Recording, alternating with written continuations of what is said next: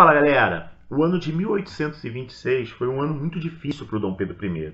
E as dificuldades se deram principalmente por conta de duas perdas que ele sofreu naquele ano, que atingiram tanto a sua vida pessoal como a sua vida política.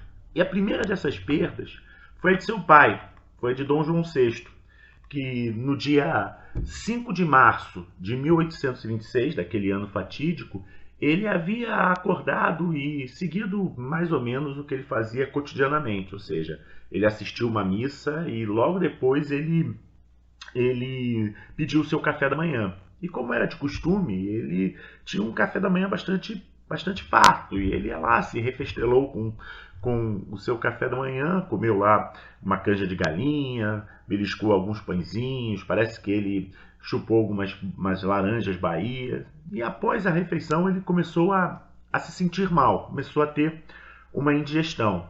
E aí, olhando pelo lado caricato, que é explorado por muitos historiadores, né, seria uma espécie de cereja do bolo, né? Porque todos os caras que descrevem o Dom João VI de forma caricata sempre jogam luz no fato dele ser um cara medroso, dele ser um sujeito inseguro, um sujeito que era um glutão, que tinha o ato de pegar coxinha de galinha e guardar nos bolsos. Portanto, o sujeito comer e acabar morrendo por conta da comida seria uma espécie de grande finale dessa caricatura. No entanto, nós aqui do AB2 temos um olhar completamente diferente para Dom João VI. Na nossa concepção, Dom João VI está longe de ser o idiota, o imbecil que tanto é retratado nas séries, nos filmes, em alguns livros, né? Para nós, o Dom João VI era um político extremamente habilidoso, um político muito sagaz. Portanto, se ele era esse cara sagaz e habilidoso, tendo comido e em seguida tendo uma indigestão muito forte e tendo passado mal, isso nos sugere uma outra coisa. Isso nos sugere que Dom João VI muito provavelmente tenha sido assassinado. E essa questão ela mobilizou historiadores, mobilizou aqueles adeptos das teorias da conspiração por muito tempo mesmo.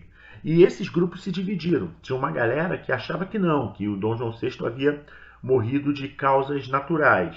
E para esse lado do grupo, para essa galera que não acredita no assassinato, a principal argumentação era a seguinte: o cara morreu no dia 5 de março, né? Ele fez a refeição no dia 5 de março. Só que a sua morte só foi anunciada 5 dias depois, no dia 10 de março. Né? Então, para essa galera, se tivesse sido mesmo um assassinato, se ele tivesse sido envenenado, a morte se daria de forma imediata.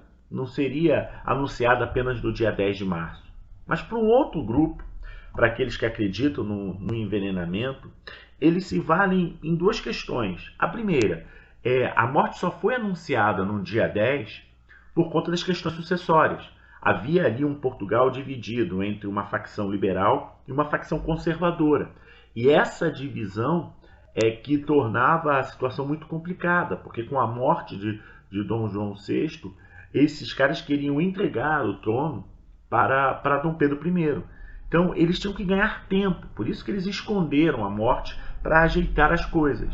E o outro elemento que eles levantam como argumento para defender a ideia de que ele tinha sido assassinado foi um documento produzido pela Carlota Joaquina, uma carta que ela escreve em que ela não só diz que Dom João VI possivelmente foi assassinado, como ela indica o veneno. Veneno este que só foi descoberto muito recentemente, quando o mosteiro de São Vicente de Fora, aliás, é um mosteiro muito bonito que eu recomendo para qualquer um que for a Portugal, que visite essa construção religiosa, não só por conta dos seus aspectos arquitetônicos, mas principalmente porque nesse mosteiro encontra-se o panteão dos Braganças, que são os túmulos onde os principais monarcas e principais príncipes da dinastia Bragança estão sepultados. E por volta de 2000, 2001, esse mosteiro sofreu uma grande reforma. E quando estavam sendo feitas reformas, os historiadores e alguns cientistas aproveitaram a ocasião para exumar os restos mortais de Dom João VI. E quando eles fizeram isso, eles aproveitaram para fazer uma série de testes e constataram que havia uma quantidade enorme do veneno que foi citado naquele documento da Carlota Joaquina, que era o arsênico, o típico veneno do século XIX. E uma vez constatado essa enorme quantidade de arsênico que pressupunha que ele tinha sido assassinado, a pergunta que se segue é: quem teria sido o responsável por esse crime? Quem tinha interesse de se livrar de Dom João VI?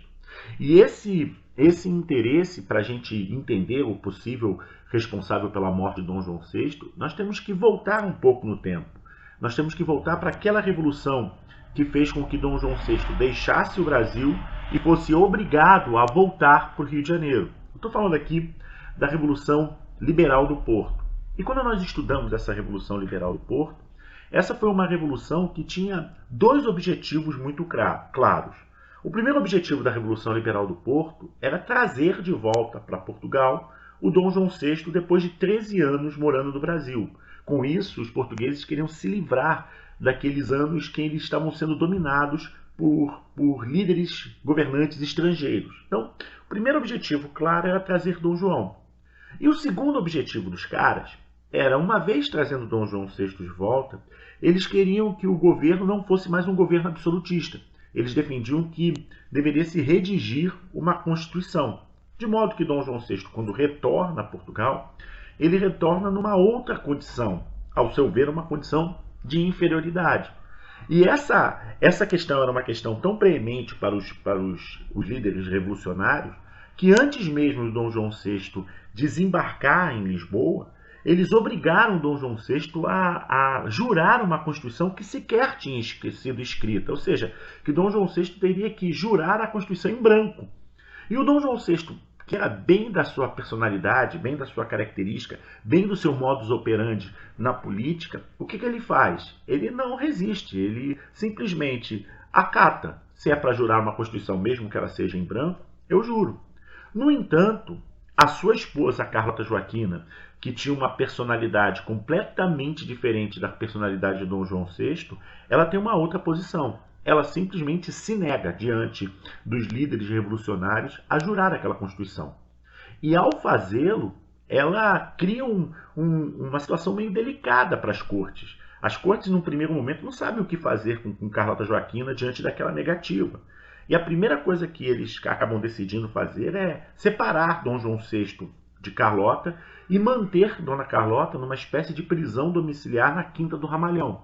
O que para os dois era a melhor coisa do mundo, porque a relação de Dom João e Carlota era uma relação péssima. E Carlota, ela vai ser mantida na Quinta do Ramalhão, mas tem um detalhe político nisso aí. No momento em que Carlota Joaquina se posiciona contra a Constituição, na hora que ela se nega a jurar aquele documento, que nem tinha sequer sido escrito, ela passa a marcar uma posição. E essa posição dela é a posição do conservadorismo, a posição da volta do absolutismo. Ela se opõe completamente à Revolução Liberal do Porto. E ela leva junto com ela o Dom Miguel, o seu filho mais novo.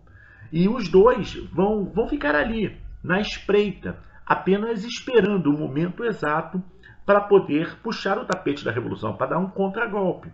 E esse momento era bem possível de acontecer. E por quê? Porque quando a gente olha a Revolução Liberal do Porto, né, a Revolução Liberal do Porto, em seu nascedouro, no seu início, no começo dela, ela foi uma revolução sempre muito heterogênea. Uma revolução que misturou militares, nobres, eclesiásticos, povo, tudo num único balaio de gato, ou seja, são grupos completamente heterogêneos. E que naquele momento em que a Revolução teve início, o que uniu esses caras, o que tornou a Revolução possível numa união tão complexa e tão heterogênea, foi o fato desses grupos todos terem um único objetivo. E o único objetivo desse grupo era trazer Dom João VI de volta. Uma vez Dom João VI de volta, cabia a esses caras dar início ao governo. Agora eles eram situação. E esse governo ia se pautar completamente na redação da Constituição. Né? Só que o governo revolucionário foi um governo que cometeu muitos erros. E o principal erro cometido por eles, o grande evento histórico que vai fragilizar os líderes da Revolução Liberal do Porto, foi que em 1822, ou seja, 2 anos após a Revolução, eles perdem o Brasil.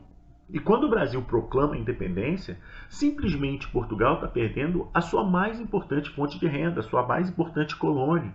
E nesse sentido, a Revolução se dividiu. E é nessa brecha que a Carlota Joaquina e principalmente o seu filho Dom Miguel, eles vão entrar. Eles vão se juntar a um grupo de militares insatisfeitos e na vila de Franca, né, numa cidade, eles vão organizar, numa cidade aos redores de Lisboa, uma contra-revolução, a chamada Vila Francada. E o objetivo dos caras é simples. Com Dom Miguel à frente do exército, eles querem derrubar a revolução e recolocar o governo absolutista. E eles assumem essa condição, eles lideram esse movimento, e enquanto eles estavam liderando esse movimento, o Dom João VI, que era o governante legítimo, o monarca absolutista por excelência, ele fica na dele, ele não se envolve muito, que era bem da característica um pouco malandra do Dom João. Ele deixa a Carlota e o Miguel assumirem a frente. Se a questão der errado, ele não tem nada a ver com isso. Se der certo, ele vai ser o principal beneficiado, porque o governante legítimo, de certa maneira, é ele. E a Vila Francária deu certo. Os caras conseguem derrubar os revolucionários do poder, reassumem em caráter absolutista, e na hora que eles são bem-sucedidos, a Carlota Joaquina imaginava o seguinte: como o Dom João ficou meio isentão na parada, eles imaginavam que o Dom João ia abdicar do trono em nome de Dom Miguel. Só que parecia que eles não conheciam o Dom João. O Dom João, ao invés de abdicar, o Dom João assume para si o poder. Ou seja, ele acaba ludibriando. Nem é ludibriando, a Carlota e o Dom Miguel acabam se frustrando, porque eles fizeram todo o esforço e no final quem colheu os louros foi o Dom João. E quando o Dom João VI assumiu o poder na condição de rei absolutista, muito influenciado pelo que estava acontecendo na França e para o horror da Carlota e do Dom Miguel, o Dom João segue mais ou menos os passos que foram dados por Dom Pedro I no Brasil e que foram dados por Luís XVIII na França, que é o seguinte: é escrever uma carta constitucional que seria outorgada pelo próprio rei, né? Meio que numa situação de meio termo entre liberais e conservadores. Cara, o Dom Miguel fica revoltadíssimo, insuflado pela Carlota. O Dom Miguel tenta mais uma vez derrubar o próprio pai. O Dom João VI expulsa o Dom Miguel de Portugal e a Carlota fica sendo essa figura de oposição. E é nesse contexto que o Dom João VI acaba sendo envenenado. É por essa razão, porque Carlota imaginava que o único obstáculo entre o poder e o Dom Miguel era o Dom João. Se derrubasse o Dom Miguel assumiria e ela seria meio que uma tutora por trás do poder, como ela sempre quis. Carlota sempre foi uma golpista na relação dela com o Dom João VI. Mas o que me interessa aqui nessa aula é outra coisa. É a repercussão disso no Brasil. E no Brasil a gente pode pensar essa repercussão de duas maneiras. A primeira delas, e que me é muito cara quando eu penso os meus personagens históricos, é o lado humano da coisa, assim. Porque o Dom João VI e o Dom Pedro sempre tiveram uma relação muito boa, assim, né? Na verdade, o Dom João VI não escondia de ninguém que o Dom Pedro era seu filho preferido. Só que dado a personalidade do Dom João, a ser um cara meio melancólico, meio chegado a uma depressão, né? Quando os dois viveram aqui juntos no Rio de Janeiro, quando Dom João VI e Dom Pedro dividiam o mesmo teto na Quinta da Boa Vista, os caras eram muito distantes um do outro. Porém, quando Dom João VI vai embora, e essa partida do Dom João VI é marcada por um conselho que ficou muito famoso na historiografia brasileira, quando Dom João VI vira-se para o filho e diz: olha, se o Brasil tiver que ficar independente, antes seja para ti que há de me respeitar do que para qualquer um desses aventureiros, né? Bom, ou seja, posicionando as pedras do jogo de xadrez, dando uma incumbência a Dom Pedro. A partir daquele momento parece que os dois se aproximaram. E o curioso dessa história é que Dom João VI vai embora para Portugal e quando eles estavam a quilômetros de distância, parece que eles ficaram mais próximos, porque Dom Pedro e Dom João trocavam muitas cartas, trocavam muitas correspondências. O Dom Pedro se aconselhava com Dom João VI. Dessa maneira, quando ele recebe a notícia de que o pai havia morrido, o Dom Pedro sofreu muito, sentiu muito a perda do pai.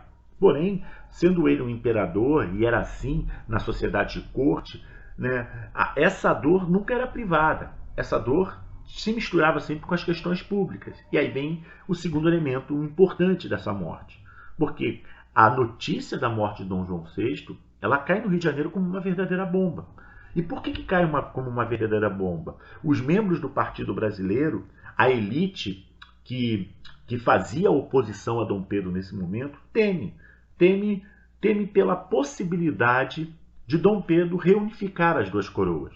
E se isso viesse a acontecer, na cabeça dos membros do Partido Brasileiro, de determinada elite do país, isso seria andar algumas casas para trás. Isso seria voltar, na melhor das hipóteses, à condição que o Brasil tinha em 1815, de Reino Unido a Portugal e Algarves. Na pior das hipóteses, era o velho temor da recolonização. E o próprio Dom Pedro tinha consciência disso. Tanto tinha consciência que logo que a notícia explodiu no Rio de Janeiro, ele toma uma providência. Ele reúne a Assembleia para fazer um comunicado, o comunicado de quais seriam as medidas tomadas por ele. E a primeira medida que Dom Pedro toma é a seguinte: ele anuncia que vai assumir a coroa de Portugal. E por que ele faz isso? Ele faz isso para que qualquer medida que ele tome em relação a Portugal seja legítima. E essa legitimidade só vai ser possível se ele se posicionar como rei português. Uma vez colocado a coroa na cabeça, a segunda providência que ele toma em relação a Portugal é redigir uma constituição para Portugal. E que constituição é essa? Ele produz uma constituição em tempo recorde. E ele só produz essa constituição em tempo recorde que, na verdade, ele vai copiar a Constituição brasileira. E só vai substituir os nomes Brasil por Portugal e brasileiros por português. Ou seja, a mesma Constituição que ele outorgou em 1824 para o Brasil, ele vai outorgar para Portugal. Uma vez outorgada essa Constituição, ele vai tirar a coroa da cabeça e vai colocá-la na cabeça de sua filha mais velha. Ele vai indicar a Dona Maria da Glória, que vai ser a futura Maria II, como rainha de Portugal.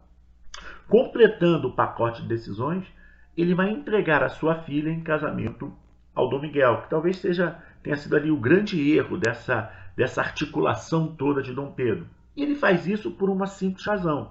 Ele sabe que a morte de Dom João VI e a questão sucessória implicava num grande temor das elites brasileiras. Então, todo esse pacote de decisões é para apaziguar os ânimos. Afinal, ele já estava lidando com uma oposição muito dura. Só que o ano de 1826 está apenas começando. E essa foi a primeira das perdas. Houve outra perda, uma perda muito mais dramática, que a gente vai falar no próximo vídeo. Um abraço, galera. Fique bem.